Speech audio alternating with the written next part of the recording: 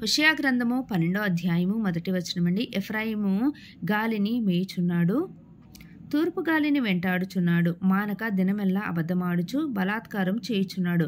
జనులు అశూరీయులతో సంధి చేసెదరు, ఐగుప్తునకు తైలము పంపించెదరు. యూదా వారి మీద యెహోవాకు వ్యాజ్యము పుట్టెను. యాకోబు సంతతి వారి ప్రవర్తనను బట్టి ఆయన వారిని శిక్షించును. వారి క్రియలను బట్టి వారికి ప్రతీకారము చేయును. తల్లి గర్భమందు యాకోబు తన సహోదరుని మడిమెను పట్టుకొనెను. మగసిరి కలవాడే అతడు దేవునితో పోరాడెను.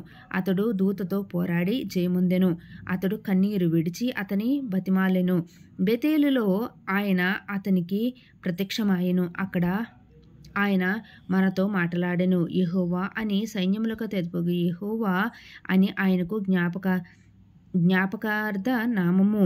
6వ వచనములు, కాబట్టి నీవు నీ దేవుని తట్టు తిరగవలెను, కనికరము న్యాయమును అనుసరించుచు ఎడతెగక నీ దేవుని యందు నమ్మిక ఉంచుము. ఎఫ్రాయిము వారు కనానీయుల వర్తకుల వంటి వారే, అన్యాయపు త్రాసును వాడుక చేసెదరు. బాధ పెట్టవలెనన్న కోరిక వారికి కలదు.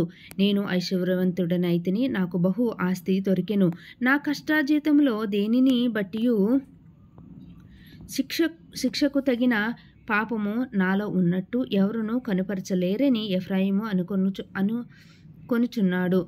9వ వచనము, అయితే ఐగుప్తు దేశంలో నుండి మీరు వచ్చినది మొదలుకొని యెహోవానగు నేనే మీకు దేవుడను. నియామక దినములలో మీరు డేరాలలో కాపురపున్నట్లు నేనికను మిమ్మును డేరాలలో నివసింప చేతును. ప్రవక్తలతో నేను మాట్లాడి ఉన్నాను, విస్తారమైన దర్శనములను నేనిచ్చి ఉన్నాను. ఉపమాన రీతిగా అనేక పర్యాయములు ప్రవక్తల ద్వారా మాట్లాడి ఉన్నాను. నిజముగా గిలాదు చెడ్డది, అచ్చటివి వ్యర్థములు. 9వ వచనమండి, అయితే ఐగుప్తులో నుండి మీరు వచ్చినది మొదలుకొని యెహోవానగు నేనే మీకు దేవుడను. నియామక దినములలో మీరు డేరాలలో కాపురమున్నట్లు నేనికను మిమ్మును డేరాలలో నివసింపచేతును. ప్రవక్తలతో నేను మాట్లాడి ఉన్నాను, విస్తారమైన దర్శనములను నేనిచ్చి ఉన్నాను. ఉపమాన రీతిగా అనేక పర్యాయములు ప్రవక్తల ద్వారా మాట్లాడి ఉన్నాను. నిజముగా గిలాదు చెడ్డది, అచ్చటివి వ్యర్థములు. గిల్గాలులో జనులు ఎడ్లను బలులుగా అర్పింతురు. వారి బలిపీఠములు దున్నిన చేని గనిమల మీదనున్న రాళ్ల కప్పవలే ఉన్నవి. యాకోబు తప్పించుకొని సిరియా దేశంలోనికి పోయెను. భార్య కావాలనని ఇశ్రాయేలు కొలువు చేసెను. భార్య కావాలనని అతడు గొర్రెలు కాచెను.